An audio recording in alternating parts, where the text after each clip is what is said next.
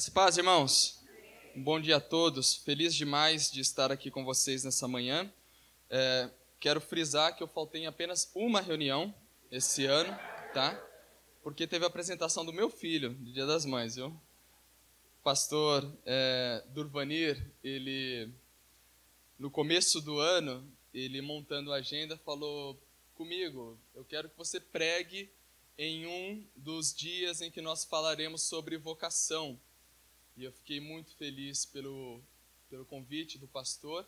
E ele me deu assim uma cartela de igrejas para escolher. Ele falou: escolhe uma, né? Eu escolhi a Brilho Celeste porque um carinho enorme por vocês aqui. Estive durante 3 anos nessa igreja. Ela foi fundamental também para formar quem eu sou hoje. Muito obrigado, pastor Pantini, pastora Malu, pastor Denis e todos que estão aqui. Desde quando o pastor Durvanir, posso chamar de pastor também, porque ele tem um cuidado enorme comigo, com a minha família, com a minha esposa, com os meus filhos. Mas desde quando ele me chamou para falar sobre esse tema, vocação, Deus colocou como se fosse uma areinha assim no meu coração. E desde então aquela areinha vem assim mexendo comigo. E eu quero tentar traduzir essa areia, esse trabalhar de Deus, desde quando Ele me convidou aqui hoje para vocês em forma de mensagem. Abra sua Bíblia comigo em Atos dos Apóstolos, no capítulo de número 19. Quem encontrou pode ficar em pé.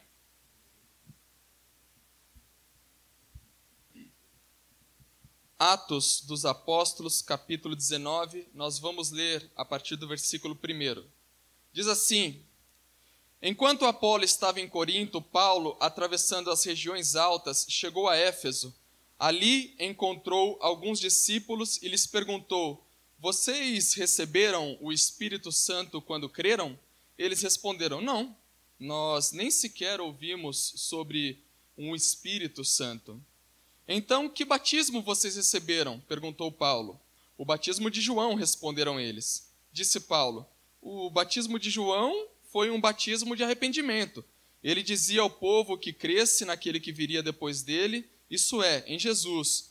E ouvindo isso, eles foram batizados em o nome do Senhor Jesus. Quando Paulo lhes impôs as mãos, veio sobre eles o Espírito Santo e começaram a falar em línguas e a profetizar. Eram ao todo uns 12 homens. Paulo entrou na sinagoga e ali falou com liberdade durante 3 meses, argumentando convincentemente acerca do reino de Deus. Mas alguns deles se endureceram e se recusaram a crer e começaram a falar mal do caminho, com C maiúsculo, diante da multidão. Paulo então afastou-se deles, tomando consigo os discípulos, passou a ensinar diariamente na escola de Tirano. Isso continuou por 2 anos, de forma que todos os judeus e gregos que viviam na província da Ásia ouviram a palavra do Senhor. Um pouco adiante agora, capítulo 20, a partir do versículo 17. Capítulo 20, a partir do versículo 17, diz assim: de Mileto, Paulo mandou chamar... 20, 17. De Mileto, Paulo mandou chamar os presbíteros da igreja de Éfeso. Quando chegaram, ele lhes disse: vocês sabem como vivi todo o tempo em que estive com vocês, desde o primeiro dia em que cheguei à província da Ásia. Servi ao Senhor com toda humildade e com lágrimas, sendo severamente provado pelas conspirações dos judeus. Vocês sabem que não deixei de pregar-lhes nada que fosse proveitoso, mas ensinei-lhes tudo publicamente, de casa em casa. Testifiquei tanto a judeus quanto a gregos que eles precisam converter-se a Deus com arrependimento e fé em nosso Senhor Jesus. Agora, compelido pelo Espírito, estou indo para Jerusalém sem saber o que me acontecerá ali. Só sei que em todas as cidades o Espírito Santo me avisa que prisões e sofrimentos me esperam. Todavia, não me importo, nem considero a minha vida de valor algum para mim mesmo, se tão somente puder terminar a corrida, completar o ministério que o Senhor Jesus me confiou, de testemunhar o evangelho da graça de Deus. Agora sei que nenhum de vocês, entre os quais passei pregando o reino, verá novamente a minha face. Portanto, eu lhes declaro hoje que estou inocente do sangue de todos, pois não deixei de proclamar-lhes toda a vontade de Deus. Cuidem de vocês e de todo o rebanho sobre o qual o Espírito os colocou como bispos, para pastorearem a igreja de Deus, que ele comprou com seu próprio sangue. Sei que depois da minha partida, lobos ferozes penetrarão no meio de vocês e não pouparão o rebanho. E dentre vocês mesmos se levantarão homens que torcerão a verdade, a fim de atrair discípulos. Por isso vigiem, lembrem-se que durante 3 anos jamais cessei de advertir cada um de vocês disso, noite e dia e com lágrimas. Agora eu os entrego a Deus e a palavra da sua graça, que pode edificá-los e dar-lhes herança entre todos os que são santificados. Não cobicei prata, nem ouro, nem roupas de ninguém. Vocês mesmos sabem que essas minhas mãos supriram as minhas necessidades e a de meus companheiros. Em tudo que fiz, mostrei-lhes que, mediante o trabalho árduo, devemos ajudar os fracos, lembrando as próprias palavras do Senhor Jesus, que disse: há maior felicidade em dar do que em receber. Tendo dito isso, ajoelhou-se com todos eles e orou. Todos choraram muito e, abraçando-o, beijavam. O que mais os entristeceu foi a declaração de que nunca mais veriam a sua face. Então o acompanharam até o navio. Vamos orar? Senhor, obrigado. Nós te louvamos por essa rica oportunidade de, numa manhã tão linda e tão agradável como essa, nós estarmos aqui reunidos como corpo, como igreja, como um instrumento que o Senhor tem usado nessa terra para proclamar as tuas boas novas, Pai. Nós pedimos ao Senhor, fala conosco nessa manhã. Nós queremos ouvir a tua voz e queremos, Pai, que essa voz se torne prática no nosso dia a dia, Pai, nos levando a recantos, Pai, onde o Senhor quer que nós estejamos, em o nome do Senhor Jesus. Amém, amém, amém. Irmãos, podem se assentar. Eu me converti, eu tinha 19 anos de idade, e eu me converti numa igreja pentecostal, muito pequena, e uma característica que hoje me chama muita atenção, à época eu não tinha essa leitura, mas é que nessa igreja onde eu me converti, não tinha um jovem lá, não tinha um jovem. E eu, jovem, aos 19 anos, entro naquele lugar, vejo um pastor abrir a Bíblia e começar a pregar a palavra de salvação, a falar sobre o pecado, a pregar arroz e feijão, e eu peguei aquilo para mim, e aquilo entrou na minha vida com uma força tão forte, tão forte, tão forte, que eu não consegui mais me apartar dessa presença da Bíblia, da palavra de Deus. Agora, o que me chama também a atenção é que eu me recordo muito bem que logo no princípio assim da minha conversão, eu já tinha um sentimento dentro de mim, um sentimento que estava sendo como que gestado dentro de mim e que me apontava como que dizendo assim, abre a sua boca e fala, vai, faz. Existe um trabalho a ser feito, existe algo a ser concluído, existe uma obra a ser executada, existe um ministério a ser desbravado, e era uma voz silenciosa, mas que em alguns momentos, a mim que escutava ela era até ensurdecedora, e eu dizia, eu quero, mas não sei como, e o nome que eu dava a isso, naquela época, era chamado, motivação, liderança. Enfim, o nome que eu dava para isso não era vocação. Eu fui aprender sobre vocação muitos anos mais tarde, quando eu entrei no seminário. Foi ali que isso clarificou para mim, no sentido de dizer assim, tudo aquilo que vinha sendo dito de forma retumbante no seu interior é vocação. É Deus te chamando para arregaçar as mangas, lançar a mão no arado, dar continuidade e não olhar para trás. Só naquele ponto eu comecei a dar o nome para isso de vocação. Só naquele ponto eu comecei a entender que aquilo que Deus estava me chamando era algo chamado de vocação. Vocação que não vem apenas de qualidades e aptidões naturais, mas que vem de um dom que é dele, e que se não fosse dele, nada disso aqui E nenhuma dessas igrejas que estão aqui representadas teria chegado onde chegou. Mas porque o dom é dele, e porque os vasos são de barro, e dizem sim para essa vocação, nós chegamos até aqui onde chegamos, e nossas igrejas chegam até onde chegam. E a nossa mensagem alcança onde ela alcança também. Eu digo isso porque eu estou falando daqui para um público de vocacionados. E eu sei que, respeitando as devidas proporções, talvez contigo tenha acontecido de forma semelhante. Você se sentindo motivado, impulsionado pelo Espírito Santo de Deus, talvez sem saber dar o nome exato para isso que te chama, que te motiva, que te faz acordar e que te faz perder o sono para se deleitar da presença de Deus, da mensagem de Deus, para se aperceber do ambiente onde a sua igreja está inserida e como se fazer relevante nela e como tornar a sua igreja relevante para a sociedade. Talvez contigo tenha acontecido algo de forma semelhante. E é bem possível que a essa altura, para todos nós, já esteja muito claro, sedimentado assim na nossa razão e no nosso coração, que isso que cada um de nós percebemos se chama vocação. É algo vindo de Deus, é do trono, é do Pai, diretamente para mim e para você. Para continuar, para dar andamento, para levar adiante, para contribuir nas nossas limitações com a parte que nos cabe nessa grande obra chamada corpo, chamada reino de Deus, reino de Cristo.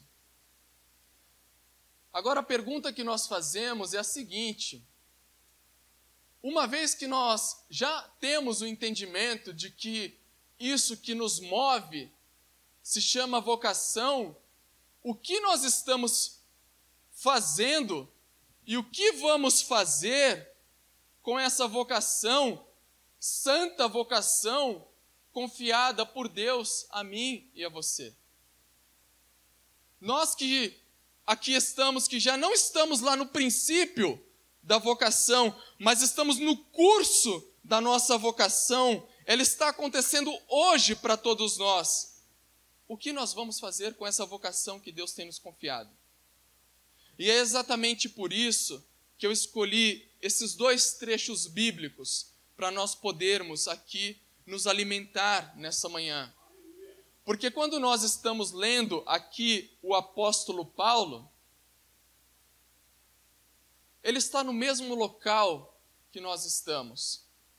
Paulo não está no princípio da vocação dele, quando ele vê uma grande luz, cai e Jesus fala com ele.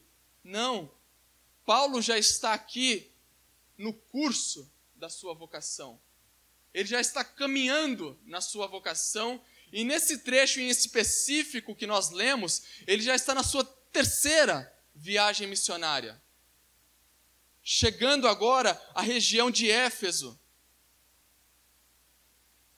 juntamente com aqueles que andavam com ele, sempre seguindo a sua prioridade de pregar primeiro ao judeu, depois ao grego, ao gentil, mas mesmo nessa prioridade, a mensagem ela é contundente do apóstolo Paulo: vocês precisam arrepender-se e converter-se ao Senhor Jesus.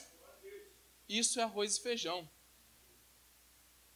Vocês precisam arrepender-se e converter-se ao Senhor Jesus. Essa era a prioridade do apóstolo Paulo.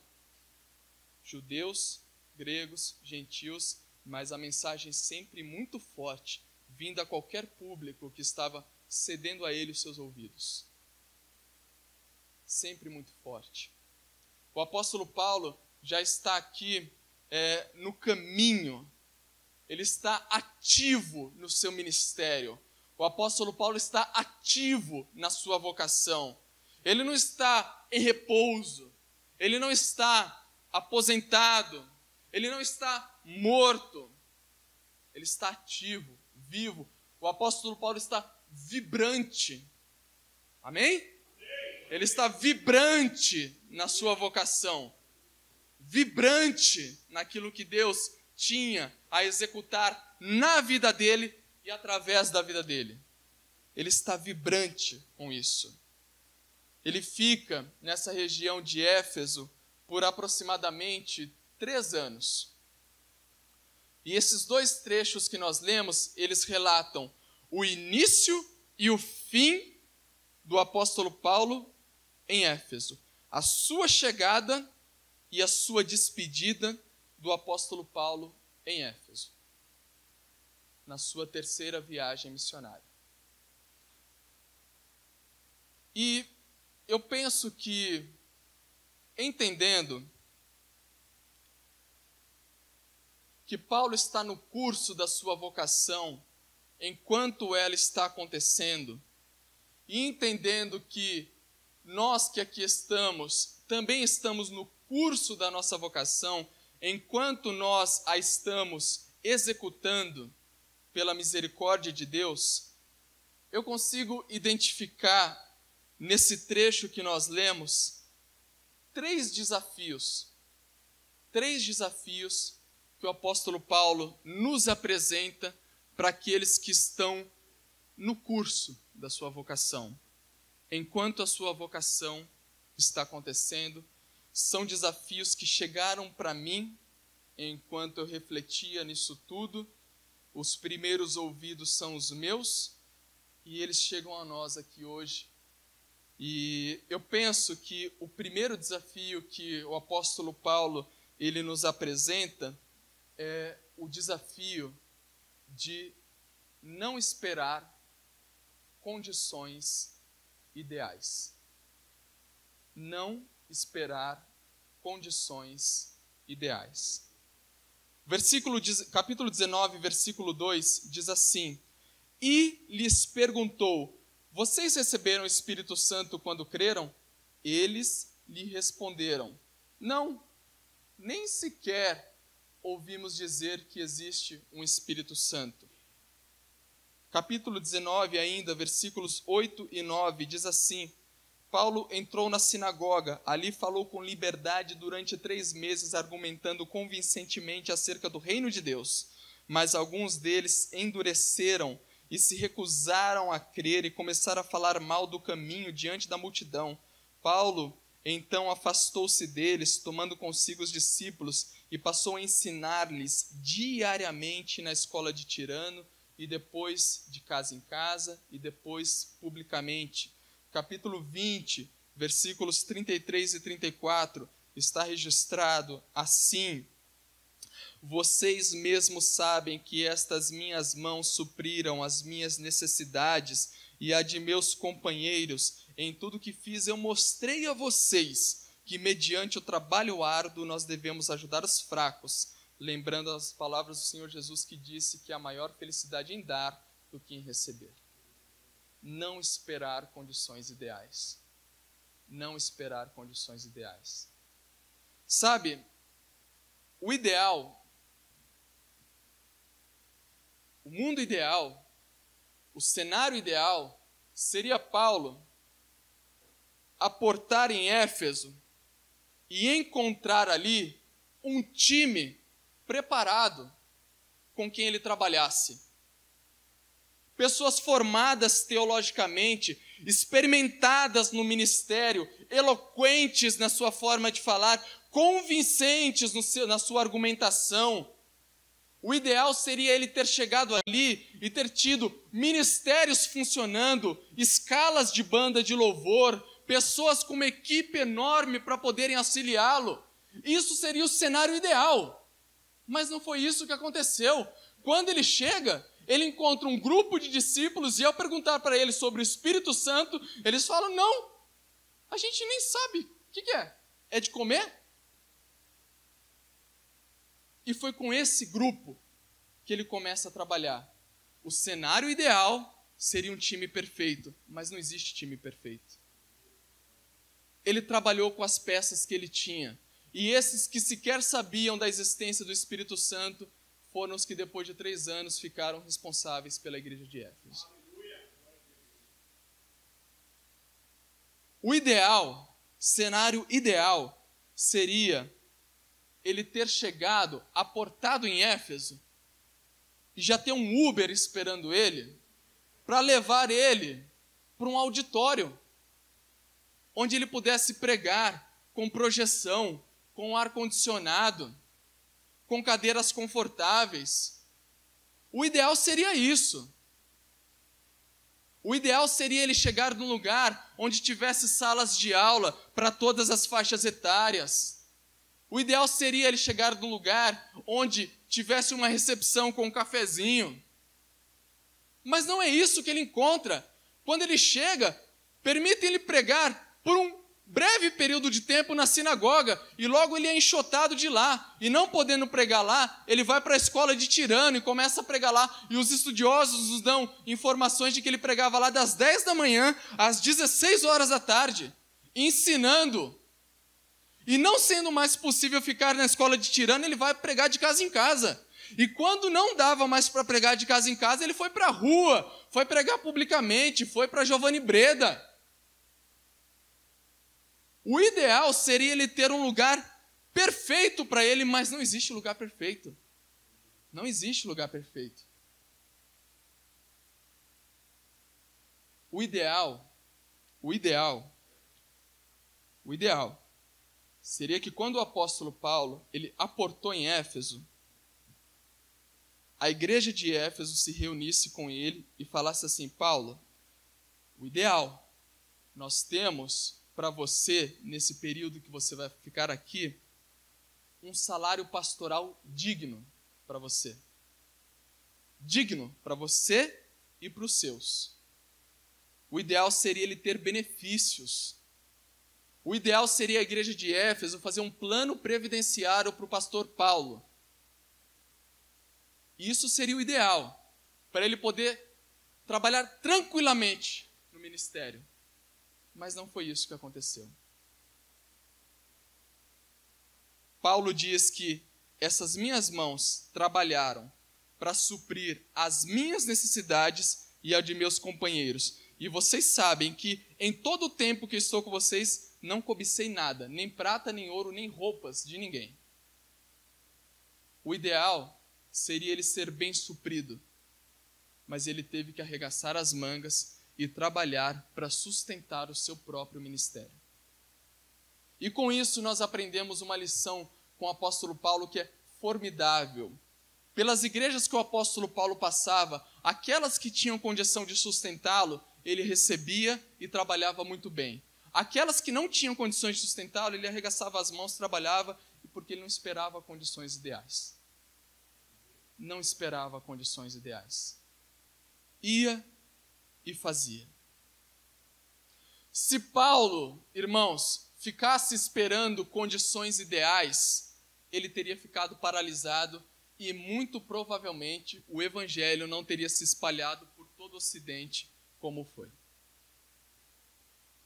Porque pode ser, e só pode ser, que as condições ideais nunca existam. Nunca existam. E não esperando condições ideais,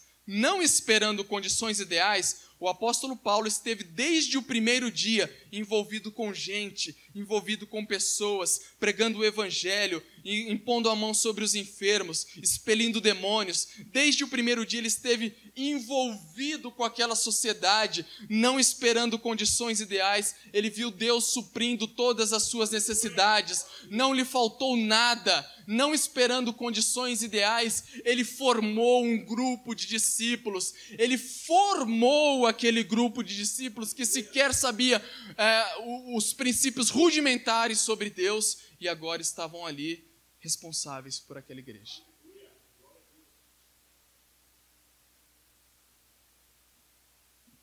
O vocacionado, ele vai à frente das condições ideais. Prestem atenção. O vocacionado, ele vai à frente das condições ideais. As condições ideais vêm depois. O vocacionado está lá na frente. As condições ideais vêm depois. Sabe por quê? O vocacionado que está em sintonia com a frequência divina, com a frequência de Deus, ele vai no ritmo de Deus. e Deus está lá na frente e o vocacionado está com ele. As condições ideais, elas vêm depois, porque condições ideais, elas dependem do homem, não de Deus. As condições ideais, elas dependem de assembleia, dependem de toda uma engrenagem funcionar para que elas existam. Agora, o vocacionado, ele vai no vento. E depois vem as condições ideais, elas acontecem depois. Nós estamos aqui hoje representados em um número muito grande de igrejas. E eu posso dizer assim, sem sombra de dúvidas, que se o pastor Moisés tivesse ficado esperando condições ideais, a igreja dele, a membresia dele, os vocacionados dele não teriam chegado onde chegaram hoje. Se o pastor Sandoval tivesse ficado aguardando condições ideais para executar o seu ministério, não teria chegado onde chegou. O mesmo para o pastor Duvanir, o pastor Fantini, o pastor Maurício. E serve de exemplo para nós, que ainda somos um pouquinho mais jovens, e podemos aprender com esse legado que Paulo nos deixou e que esses homens estão também nos deixando. Amém? O segundo desafio que o apóstolo Paulo nos apresenta aqui, que nós conseguimos identificar, é o seguinte: esse segundo desafio, ele é muito propício. O segundo desafio do apóstolo Paulo é: põe o pé na terra. Põe o pé na terra. Põe o pé na terra. Capítulo 20, versículos 25, diz assim, capítulo 20, 25. Agora sei que nenhum de vocês, entre os quais passei pregando o reino, verá novamente a minha face. Portanto, eu lhes declaro hoje que estou inocente do sangue de todos, pois não deixei de proclamar-lhes toda a vontade de Deus. Cuidem de vocês mesmos e de todo o rebanho sobre o qual o Espírito os colocou como bispos, para pastorearem a igreja de Deus, que ele comprou com seu próprio sangue. Sei que depois da minha partida, lobos ferozes penetrarão o rebanho e não pouparão nenhum de vocês. E dentre vocês mesmos se levantarão homens que torcerão a verdade, a fim de atrair os discípulos. Irmãos, numa corrida de bastão, se a gente fosse imaginar assim uma corrida de bastão, o que Paulo estava fazendo agora, ele estava pegando e passando o bastão para aqueles discípulos, falando assim: olha, agora é com vocês. E os discípulos estão pegando o bastão e continuando. Obrigado, irmão. Cada um contribuindo com o seu dom, com o seu talento, com a sua vocação. O que Paulo estava fazendo é dizendo: meu tempo é esse. Continue. A minha contribuição foi essa. Vão adiante. E esse pessoal pega e daqui a pouco passa. De bastão em bastão, a igreja chegou a 2019. Chegou até aqui hoje. De bastão em bastão que foi passando, chegou até aqui hoje. Para esses que recebem o bastão, para esses que põem a mão no bastão, chegou a hora de pôr o pé na terra. Chegou a hora de pôr o pé na terra. Chegou a hora de desbravar. Chegou a hora de aprender. Chegou a hora de pôr em prática toda aquela bagagem teórica acumulada ao longo de anos de vida. Chegou a hora de acertar. Chegou a hora de errar. Chegou a hora de vencer. Chegou a hora de perder. Mas chegou a hora. Então coloca o pé na terra e vai. Coloca o pé na terra e continua. Agora nisso eu enxergo um problema. O problema é que em muitos locais o bastão nunca chega. O bastão nunca é passado, ele não chega. E a coisa não vai adiante. Ela fica atrofiada. Porque não se tem a dimensão de que a contribuição ela foi excelente, que o legado já está construído. e agora isso precisa ser passado adiante. E, nesse sentido, eu posso dizer que eu, Rodrigo, particularmente, eu me sinto muito privilegiado. Porque o pastor Maurício que está aqui, ele sempre fez com que o bastão chegasse na minha mão. Em diversas áreas da igreja. Em diversas áreas da igreja onde eu estive envolvido, diversas. De escola bíblica dominical, passando por jovens, adolescentes, classe de batismo. Em diversas áreas, o bastão sempre chegou na minha mão. Sempre chegou. O púlpito sempre me esteve franqueado. E eu posso dizer que isso foi parte constitutiva daquilo que hoje eu posso dizer que sou. Porque foi a mensagem de um pastor falando assim para mim: olha, põe o pé na terra, sente. E em 2 vezes específicas, a palavra que eu escutei do pastor Maurício foi exatamente essa. Em 2 vezes em que minha vida ministerial ela estava assim, por uma decisão que ia mudar o curso dela, o que eu escutei dele foi: põe o pé na terra. Só pôr o pé na terra que você vai saber. Sente. E esses dias acho que o Denis que colocou que toda história tem começo, medo e fim. Eu tive muito medo, mas coloquei o pé na terra. E a gente vai. Eu me recordo de uma ocasião, um dos pontos que eu particularmente me orgulho, um santo orgulho, assim, perigoso falar isso, né? Mas é um trabalho que existe até hoje lá na Igreja Batista em Paulicé, chamado 5G, Quintas na Garagem, né? E quando essa ideia chegou a mim, o que eu sentia como forma de implantar aquilo era assim: nós tínhamos um culto que acontecia às quintas-feiras. Então, vamos fazer o seguinte, vamos fazer concorrente ao culto, paralela ao culto, uma reunião de adolescentes, e apresentei essa proposta para a igreja. O vocacionado está aonde? À frente. Apresentei essa proposta para a igreja. A igreja ofereceu resistência. Poxa, um trabalho concorrendo com o culto de quinta-feira não vai dar certo. E o pastor Maurício foi e intercedeu junto com a igreja. Falou: olha, ele vai ter que tentar, porque os adolescentes estão aí, deixa o menino fazer o trabalho. Aquela época ainda era menino, né? Aí o pastor Maurício intercedeu junto com a diretoria lá e chegou para mim e falou: Rodrigo, 6 quintas-feiras liberaram para você aí fazer esse trabalho. Nessas 6 quintas-feiras que teve, a gente chegou a alcançar 52 adolescentes dentro de uma garagem. E o trabalho está lá até hoje. Eu já não estou lá, mas o trabalho está lá, porque a obra não é minha. Chegou um momento que eu tive que passar o bastão e falar: vocês continuam aí. Agora, como diz o mineiro, é com vocês. Então põe o pé na terra, vai adiante. E é interessante isso, pessoal, sabe por quê? A gente tem a ideia assim, a ideia nossa é sempre do mundo perfeito, né? Então você imagina que eu vou pegar, vou fazer, vou acertar, vou ser perfeito, não vai errar, vai ser... Mas não é assim. Não é assim, sabe por quê? A própria carta do apóstolo Paulo, posteriormente aos Efésios, mostra que essa turminha cometeu erros. E a carta de Jesus à igreja de Éfeso mostra que essa igreja cometeu erros. Isso porque o que Deus está esperando de nós não é isenção de erros.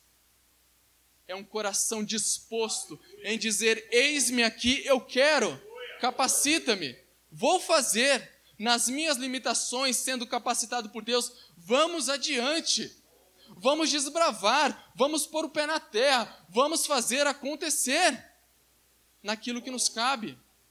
Pensando nisso, outro dia eu escrevi algumas palavras mais ou menos assim: desbravar, o ato de com bravura desempenhar, a penha, lapidar, esculpi-la, torná-la visível a quem nela lançar o olhar. Cresceu, tornou-se forte, percebeu que se deve notar o legado precioso a quem deixará, a quem perceber, a quem se interessar. Essa igreja deixou um legado. Não foi perfeita. Teve seus erros. Foi advertida por Paulo, foi advertida por Jesus, mas também deu seus frutos e está aqui até hoje. Amém? Então, o segundo desafio que nos é apresentado é: põe o pé na terra. Não tem como. Como é que a gente vai saber? A gente vai ficar catatônico do nosso lugar, projetando cenários sempre ruins? Coloca o pé na terra e vai. Amém?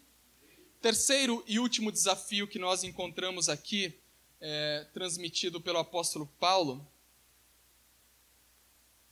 E aí, eu quero chegar um pouco mais no ambiente onde nós estamos inseridos, de igreja. Cada um no seu respectivo local, a partir da sua respectiva realidade. O desafio que Paulo nos apresenta aqui é de conectar a igreja com a vida. Conectar a igreja com a vida. Capítulo 19, versículo 9, nos diz assim: mas algum deles se endureceram e se recusaram a crer, e começaram a falar mal mais alto, do caminho. Assim era conhecida a igreja à época, aqueles que são do caminho. Do caminho. Agora, essa palavrinha caminho, ela é carregada de significado. Porque caminho é chão. Caminho é vida acontecendo. Essa palavra caminho, se a gente fosse esmiuçar ela, no sentido que ela quer nos transmitir, ela está dizendo assim: vida cristã traduzida em vida no dia a dia, no chão, enquanto a vida acontece. É na segunda, na terça, na quarta, na quinta, na sexta, no sábado e no domingo. Mas, sobretudo, de segunda a sábado. Então, esse caminho é a parte que cabe ao vocacionado de entender que, por mais que ele passe tempo na igreja, no templo, talvez durante a semana ele fique 8 horas na igreja, somando a segunda, a quarta, o culto de oração, a escola bíblica dominical, e as outras 160 horas ele passa na vida. É lá, é no condomínio, na família, no trabalho, na academia, na escola, é no chão. É conectado com a realidade. E acho que cabe a nós aqui também conectar a nossa igreja com essa realidade. Com essa realidade. Sabe por quê? Se a gente não conecta a igreja com essa realidade, a gente vai passar décadas e décadas tendo plateias, públicos, às vezes muito numerosos, às vezes muito reduzidos, mas a igreja vai estar restrita a trazer uma mensagem que só é aquecida pelos ouvidos e não pelos olhos. E foi o padre Antônio Vieira que diz assim: a igreja prega muito aos ouvidos, ela tem que pregar agora aos olhos. E o que é fazer isso? É entender que se nós não conectarmos a nossa igreja com a realidade que nós estamos vivendo hoje, é possível, e aí é uma análise minha, é possível que a gente vá perdendo a nossa relevância como igreja, no ambiente onde nós estamos inseridos. Senão, o que acontece? A gente está dando aula sobre Amós, o pastor de Tecoa, mas tem famílias na nossa igreja que mês após mês roda no cheque especial porque não sabem administrar a sua vida financeira. E a gente está falando sobre Amós, o pastor de Tecoa. E a gente poderia estar cedendo daquelas pessoas capacitadas entre nós, que existem e são vocacionadas para ensinar como administrar finanças domésticas.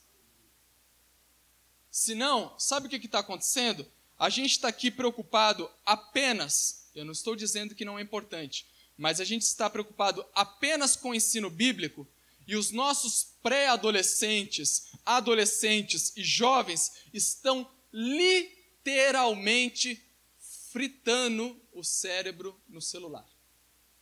Literalmente fritando neurônios no celular. E a gente poderia trazer pessoas capacitadas para trazer uma mensagem direcionada a fim de promover saúde na vida dos nossos pré-adolescentes, adolescentes e jovens. Do contrário, a gente está preocupado apenas em ensino doutrinário, que é muito importante, válido, constituinte para todos nós que estamos aqui, e a gente tem na nossa igreja pessoas que não param nos seus empregos, porque não sabem se relacionar numa relação de autoridade, em que lá você tem um gerente, lá você tem um supervisor, e fica sujando a carteira, vivendo de seguro em seguro desemprego. Amém? E a gente tem pessoas na nossa igreja que estão empreendendo e que vão falir, porque não sabem o que estão fazendo errado. E o povo perece em todos os aspectos por falta de conhecimento, e a gente poderia estar usando toda essa estrutura ideal que a gente tem para estar transmitindo esse conhecimento que já está na nossa igreja. Eu tenho certeza que se na sua igreja você perguntar quem aqui pode dar uma aula sobre empreendedorismo para os nossos membros, alguém vai levantar a mão e falar, eu quero. Porque tem pessoas muito bem-sucedidas no nosso meio, aptas para o ensino. Sabe o que nós devemos fazer? Fazer essas, Bíblia, doutrina, teologia, sem omitir essas. E fazer essas, sem omitir essas. E pegar essas duas e trazer para o chão da vida. Como se vive uma vida cristã nessa sociedade? Como se vive uma vida cristã nesse lugar onde a gente mora? Nesse ambiente caótico de São Paulo? Com buzina de motoboy, pastor Odair Rossi, para todo lado. Como se vive? Entende? Amém? Então nós temos esse desafio de fazer essas sem omitir aquelas. E irmãos, assim nós temos que ser muito claros, porque eu fico percebendo em algumas situações o seguinte, olha, nós vamos ensinar Bíblia, nós vamos ensinar doutrina, nós vamos ensinar teologia, e tudo isso vai fazer essa pessoa controlar bem a sua vida financeira, vai fazer ela ser um bom profissional, vai fazer... É como se a gente fizesse assim, uma figa evangélica. Eu vou fazer tudo isso e tomara que isso chegue para ele e ele não grite mais com a esposa, que ele controle as suas finanças, que ela cuide bem do seu marido. Olha, irmãos, pelo que nós temos percebido de nível e de educação no país onde nós estamos inseridos, não dá para a gente trabalhar mais nesse método indutivo, em que eu falo uma coisa e espero que a pessoa entenda aquilo e traduza aquilo de outra maneira. Não dá mais. Eu estive conversando outro dia com uma pessoa que ela é supervisora pedagógica de uma grande universidade, e ela falou, Rodrigo, se você soubesse o nível cada vez pior de alunos que nós recebemos aqui. Não dá. Pessoas que têm dificuldade de concatenar duas ideias em um texto de 2 parágrafos. E a gente está querendo falar isso, fazendo a figa evangélica para a pessoa entender aquilo. Olha, vai. Não dá. Seja claro. Devemos ser claros. Se a gente quer falar de finanças, vamos criar uma sala de finanças. Está aqui. Se a gente quiser criar uma sala para tratar problemas emocionais, mentais, cria uma sala de escuta. Ali a Igreja Católica faz isso. Toda igreja católica que você passa em frente tem lá um serviço de escuta, buscando aplacar o suicídio. E por que a gente não pode fazer? Ou não tem nas nossas igrejas, não tem um psicólogo apto para exercer sua vocação. E aqui eu concluo dizendo que, assim como nós começamos, talvez a gente tenha a ideia de que vocação para a gente é apenas estar aqui, transmitindo a mensagem, pregando, ensinando na nossa sala de escola bíblica dominical, mas vocação vai muito além disso. Vocação é pegar tudo aquilo que Deus me deu e traduzir isso de forma relevante para o reino dele. Porque Pedro era um pescador de peixes e Deus não desprezou esse banco de dados. Ele trouxe esse banco de dados e o tornou pescador de homens. De homens. É Deus quem ressignifica a nossa vida. Amém? Vamos ficar em pé? Vamos orar?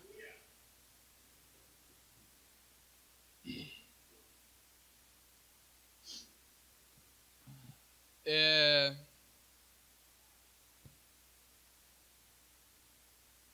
próprio da reforma protestante unir essa vida cristã na vida prática do nosso dia a dia.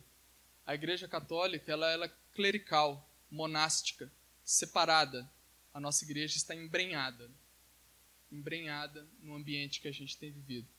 Conta-se que uma vez um sapateiro se converteu e chegou para o Martinho Lutero e falou: olha, eu me converti, e agora o que eu faço? Como quem diz assim, preciso virar pastor? Preciso ser um missionário? O que eu preciso fazer? E a resposta do Martinho Lutero foi assim: faça o melhor sapato e venda pelo preço mais justo possível. Siga a sua vocação sendo quem você é. Amém? Vamos orar.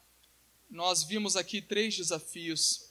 O desafio de não esperar condições ideais, o desafio de pôr o pé na terra e o desafio de conectar as nossas igrejas com a vida. Poderiam existir muitos outros, mas se a gente der conta de meio desses 3, já está bom.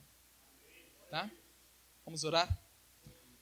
Senhor, obrigado pela tua vocação que veio sobre as nossas vidas, Pai.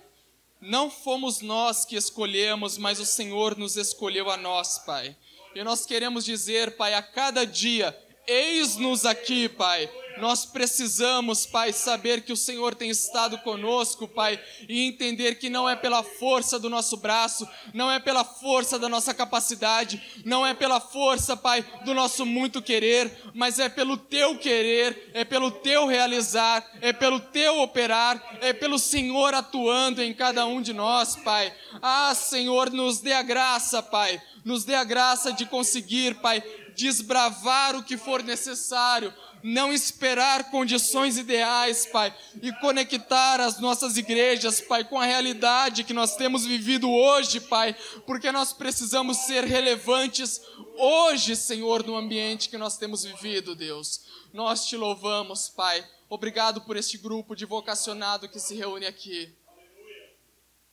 Obrigado pela vida de cada pastor. Obrigado pela vida de cada um que tem dito sim ao chamado, à vocação do Senhor. Obrigado, Senhor. Eu te louvo, te bendigo. Em o nome do Senhor Jesus. Amém. Amém. Vamos aplaudir o Senhor. Amém.